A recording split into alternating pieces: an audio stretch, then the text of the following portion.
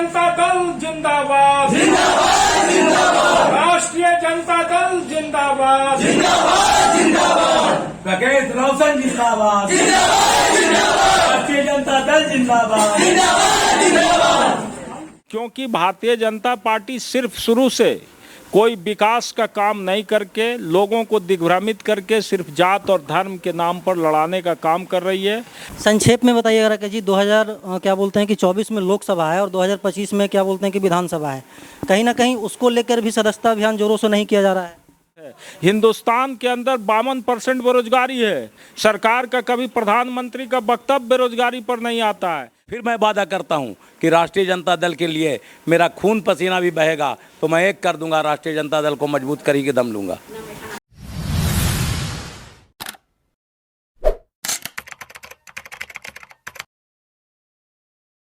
नमस्कार, मैं अमित चौरसिया और आप देख रहे हैं नालंदा दस्तक। अभी मैं मौजूद हूं इस्लामपुर विधानसभा क्षेत्र के राजद कार्यालय इस्लामपुर में। अप्रैल से सदस्यता अभियान चल रहा है राजद का और 15 जुलाई को ये ख़त्म होने वाला है। और आज इस्लामपुर के कुछ दिग्गज, कुछ मुखिया जी हैं जो कि आरजेडी ज्वाइन किए हैं। इसके पहले भी ऐसा मतलब कि बताया जाता है कि वो आरजेडी के मानसिकता से जुड़े हुए थे।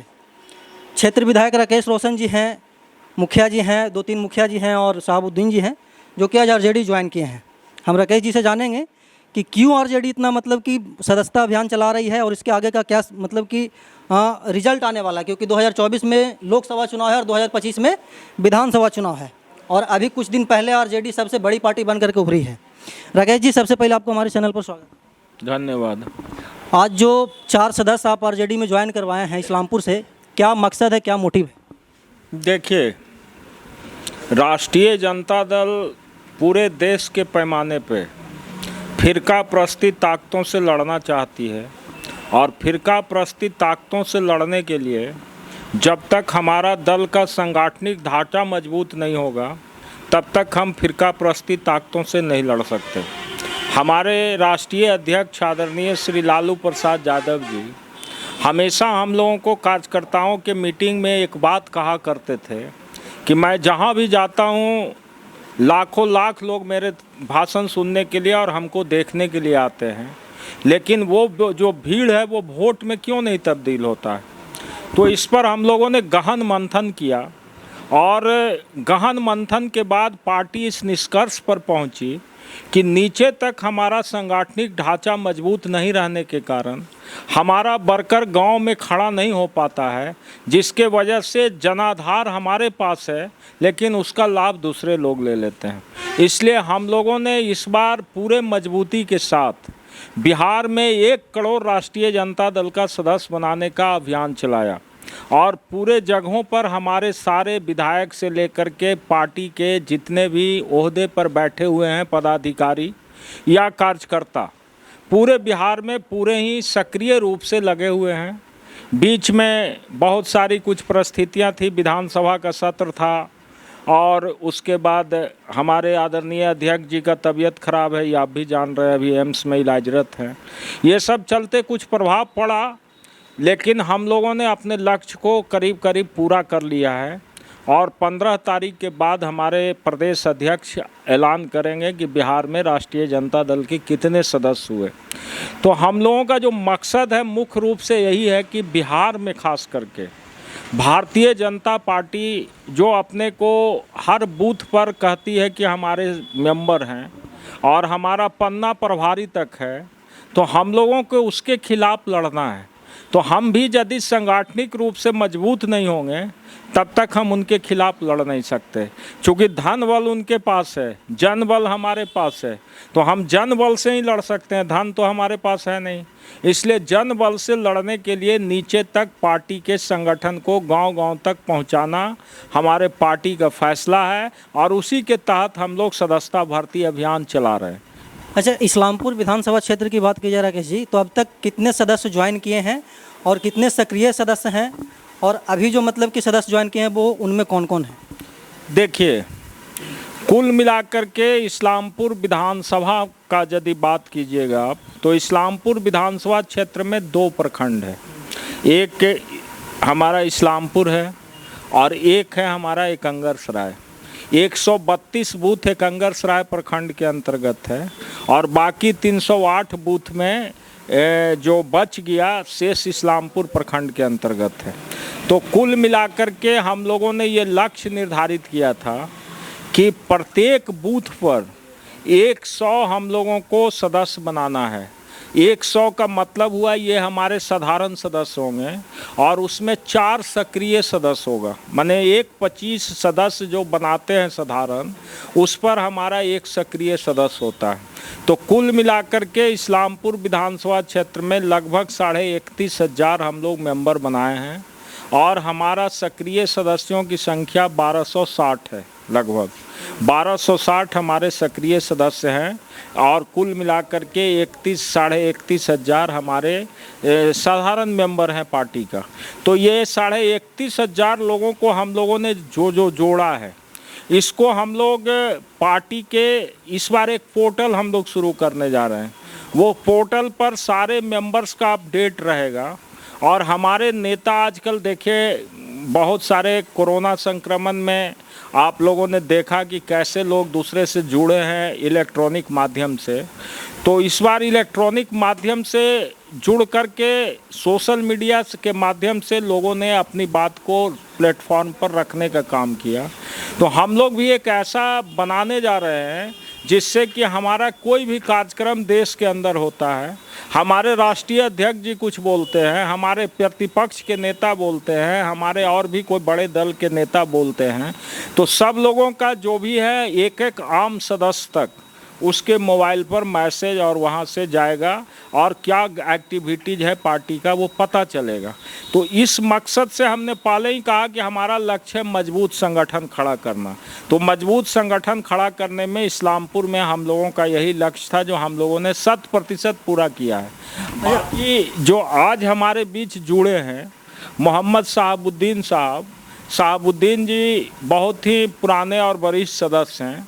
ये विधानसभा का चुनाव भी लड़े हैं, एक बार हमारे ही साथ लड़े थे और राष्ट्रीय जनता दल में भी बहुत अरसों से जुड़े रहे, पार्टी के यहाँ के प्रखंड अध्यक्ष भी रहे, जिला के भी उपाध्यक्ष थे। बीच में कुछ राजनीतिक परिस्थितियों में आपस में टकराव होता है, विचारों की मतभिन्नता होती है, ये हम लोगों को छोड़ के चले गए थे, लेकिन कहीं ये गए नहीं थे। इनकी विचारधारा और इनकी मानसिकता हम लोगों के साथ थी। हम लोगों ने पुनः इनसे अनुरोध किया कि आप जहां थे वहीं आइए, वही आपके लिए बेहतर प्लेटफॉर्म है समाज सेवा का। हम लोगों ने इनको रिक्वेस्ट किया, उसको इन्होंने स्वीकार करके राष्ट्रीय जनता दल में सम्मिलित हुए हैं। इसके लिए मैं इनको अपनी ओर से बधाई देता हूँ। संक्षेप में बताइएगा कि जी 2024 में लोकसभा है और 2025 में क्या बोलते हैं कि विधानसभा है, कहीं ना कहीं उसको लेकर भी सदस्यता अभियान जोरों से नहीं किया जा रहा है? देखिए, राजनीति में जो भी पॉलिटिकल पार्टी है उसका मकसद चुनाव होता है, तो निश्चित रूप से चुनाव की तैयारी सब लोग शुरू किए हैं, तो हम लोग भी चुनाव की तैयारी शुरू किए हुए हैं। इसमें कहीं कोई दो मत तो है नहीं, इसमें कहीं इफ वर्ड का सवाल नहीं है, न छिपाने की बात है। हम लोग पूरे मजबूती से बिहार ही नहीं देश के अंदर यूपीए के लोग चाहते हैं कि भारतीय जनता पार्टी जो इस देश के नौजवानों के साथ भद्दी मजाक करने का काम कर रही है, जन समस्याओं को भटका करके नया डिस्प्यूटेड मुद्दा को खड़ा करके जो सवाल है देश के अंदर बेरोजगारी का, महंगाई का, भ्रष्टाचार का, विकास का, ये सारे मुद्दों को गौन करके पब्लिक का माइंड को दूसरे तरफ डाइवर्ट करने का बीजेपी के लोग जो प्रयास कर रहे हैं, इसके विरोध में हम लोग पूरे देश के पैमाने पर यूपीए के लोग चाहते हैं कि इस देश के हित में भारतीय जनता पार्टी की अगली सरकार नहीं बने, क्योंकि भारतीय जनता पार्टी सिर्फ शुरू से कोई विकास का काम नहीं करके लोगों को दिग्भ्रमित करके सिर्फ जात और धर्म के नाम पर लड़ाने का काम कर रही है। आज भी आप जितने मुद्दे आप देखेंगे, यदि आप समय आपके पास कम है, लेकिन कोई भी मुद्दा नूपुर शर्मा से लेकर के चाहे वो ये अभी जो काशी का मुद्दा उठा रहे हैं, इसके पहले केरल का जो मुद्दा उन्होंने उठाया, ये सारे क्या हैं? ये सारे जनता को दिग्भ्रमित करने का बात है। हिंदुस्तान के अंदर 52% बेरोजगारी है, सरकार सरकार का, कभी प्रधानमंत्री का वक्तव्य बेरोजगारी पर नहीं आता है। महंगाई बढ़ रहा है, अभी देख लिए घरेलू सिलेंडर का कीमत हो गया 1200 रुपया के आसपास, पेट्रोल डीजल का दाम बढ़ रहा है। और इस देश के अंदर भारतीय जनता पार्टी की सरकार कर क्या रही है? देश के जो बड़े उद्योगपति हैं, अंबानी ग्रुप के जैसे लोगों को एक बैरल तेल जो है $70 में सरकार दिला रही है। और आईओसी कंपनी जो है, इंडियन ऑयल कंपनी, जो रजिस्टर्ड कंपनी है, जो आम लोगों को तेल पहुंचाती है, उसको एक बैरल तेल $120 में मिलता है। ये कैसी भारत की सरकार है भाई? इस गरीब देश में $50 महंगा तेल आईओसी रजिस्टर्ड कंपनी को खरीदना पड़ता है और $70 में अंबानी को तेल मिलता है। क्यों मिलता है? इसलिए मिलता है कि अंबानी जैसे लोग जो हैं बीजेपी के पीछे खड़ा होकर के पैसा का खेल खेल करके बीजेपी का मोनोपोली देश के अंदर चलाना चाहते हैं, जिसकी झलक आपने महाराष्ट्र में देखा। किस तरह से विधायकों को खरीद फरोख्त किया गया, एक एक विधायक को 50-50 करोड़ रुपया दिया गया और खरीद फरोख्त कर करके वहाँ पर बीजेपी ने अपनी सरकार बना ली। तो ये जो मंशा है देश के अंदर, इसका हम लोग जब तक विरोध नहीं करेंगे तो आगे आने वाले दिनों में, अभी अग्निवीर योजना सरकार शुरू कर दी और आपने देखा कि किस तरह से स्वतः स्फूर्त आंदोलन हुआ देश के अंदर, और उसके बाद भी इतना बड़ा आंदोलन खड़ा होने के बाद भी भारत सरकार इसको कह रही है कि जस्टिफाइड है और जो आंदोलनकारी है उसी पर एक्शन हो रहा है और अपने निर्णय को वापस लेने की स्थिति में सरकार नहीं है। तो ये कितना ज़्यादा जनता के साथ मजाक है, जन भावनाओं के साथ मजाक है। इसलिए हम लोग इसके विरोध में पूरे यूपीए के लोग दमखम के साथ इस बार 2024 के चुनाव के मैदान में उतरेंगे। देखिए, साहबुद्दीन जी हैं, सुनील जी हैं और ग्यास जी हैं, हम इनसे भी जानते हैं कि आखिरकार ये आरजेडी क्यों ज्वाइन किए हैं। संक्षेप में बताइएगा साहबुद्दीन जी, क्या आपको मतलब कैसा लगा, क्या आप आरजेडी ज्वाइन किए पुनः? मैं आरजेडी में था, आरजेडी में पुनः वापस इसलिए आया कि मैं कहीं गया ही नहीं था। आरजेडी के तरफ ही मेरा मन था, दिमाग था और मेरी सिद्धांत थी आरजेडी के तरफ। आरजेडी ही एक वाहिद पार्टी बिहार में है जो सेक्युलरिज्म को कायम रखना चाहती है। लालू प्रसाद यादव में हम लोग का पूर्ण आस्था है, आज से नहीं पहले से ही। इसलिए मैं किसी पार्टी में जाना कबूल नहीं किया। इंडिविजुअल किसी कारण से मैं बैठ गया, फिर से मुझे ऑफर मिला।